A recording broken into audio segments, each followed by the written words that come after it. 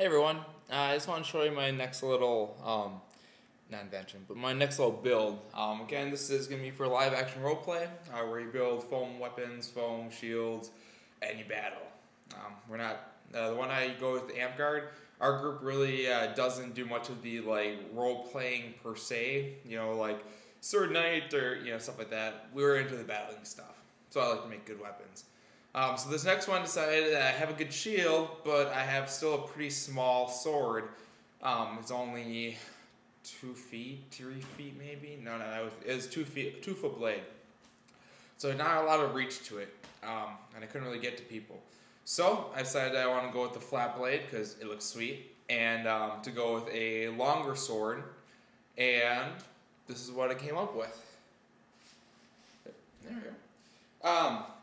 It has a 2-inch height.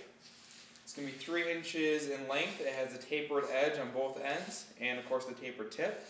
It's made with actually a very thick fishing pole that Huggy Bear gave to me.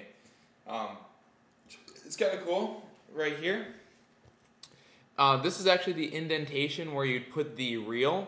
So I did is I put a little piece of duct tape layered here to make it softer because it's a pretty big ridge. But now I have this nice little thumb groove which fits perfectly. So that way to give me a little more reach to it. Now it's counterbalanced, although I'm going to have to redo the pommel because I used metal washers surrounded by foam. So I can't use any metal because that's a illegal material. But right now, the balance point's about right there-ish. I wanted it a little bit further above, but after putting all the stuff on, it's hard to gauge. But whenever I do that, I'll make the balance point a little bit more up here, because that's where the swing is. That's where the pivoting point is, for the most part. Otherwise, it's actually very lightweight, especially when I tapered it off. At first, it was really heavy. I ended up cutting the end off. It was a little bit longer at first.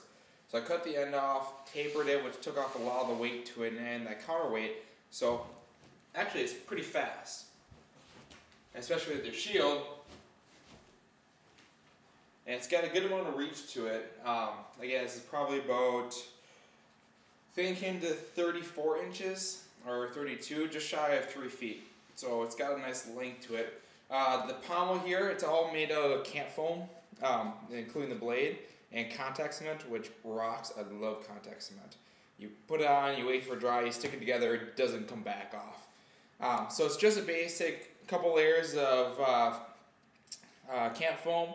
And I cut out the shape of the blade so it holds it nice and tight. This is just the same type of fabric that I use for my shield, which is going to be that fabric with that thin layer of foam underneath. And I just sewed it out, and then I peeled it onto it, and I added this right here.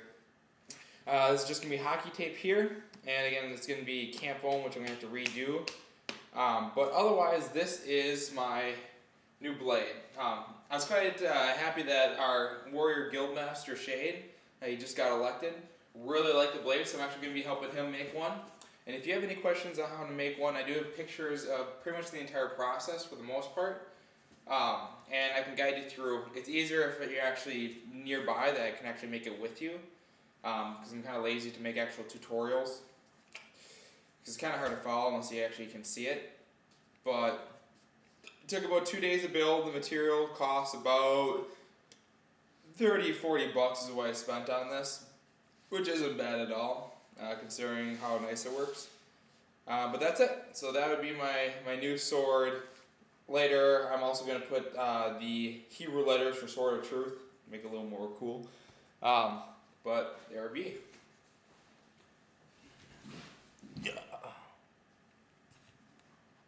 That's it. Goodbye.